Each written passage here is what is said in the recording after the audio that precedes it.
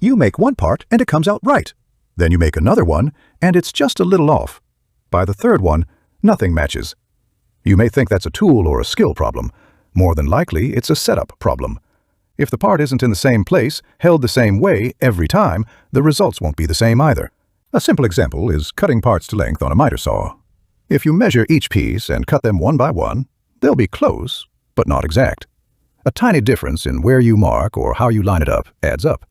Now, take a scrap block and clamp it down as a stop. Every piece gets pushed firmly against that stop before you cut. Now, you're not guessing. You're repeating. That stop block is a simple fixture. It holds the work in the same position every time. Cut a few pieces like that and stack them.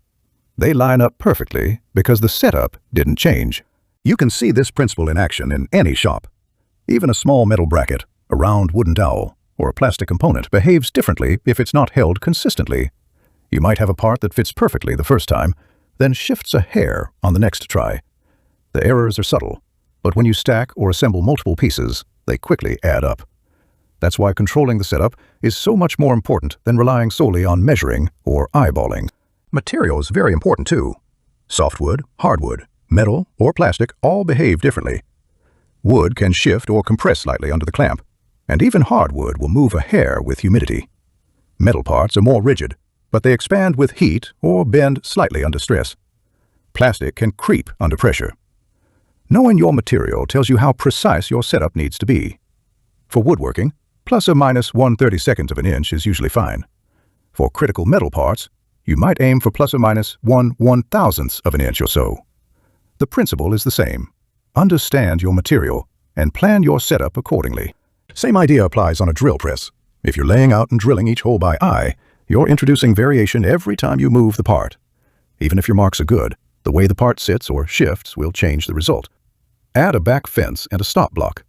Now the part goes against the fence and up to the stop every time before you drill.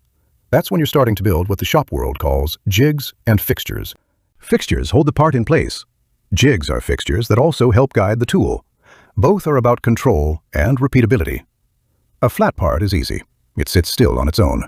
Irregular parts don't. Round stock is a good example. Set it on a flat surface and it will roll or rock. You hold it, steady it, drill a hole, and it looks okay. Try it again and it's off. That's not your hands. That's the part not sitting the same way twice. Give the part a place to sit. A simple V-block fixes that. You can make one out of angle iron, steel, or even a couple pieces of scrap wood. It doesn't have to be perfect. That V-block becomes a fixture. It forces the part into the same position every time. Drill again and the holes line up because the setup didn't change. Clamping consistently is another key. Even with the part in the right place, uneven clamp pressure can allow slight shifts. Apply the same force every time. Hand pressure, marked handles, or even a torque wrench for critical setups. Same position, same support, same clamp force, same result. Sometimes a part doesn't lend itself to fitting neatly in a fixture. Its shape is awkward, or there's no good way to hold it the same way twice.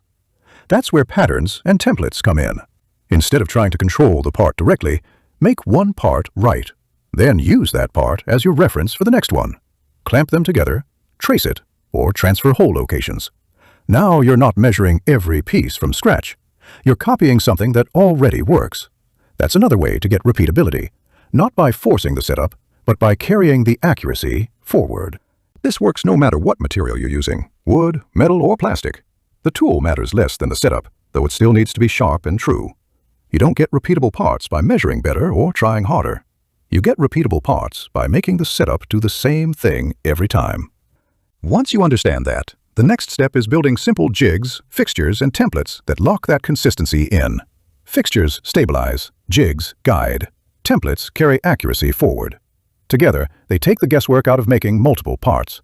This video is part of the Shop Proven Workshop Methods That Actually Work playlist. Each one tackles a different problem, so you can start taking variables out of your work.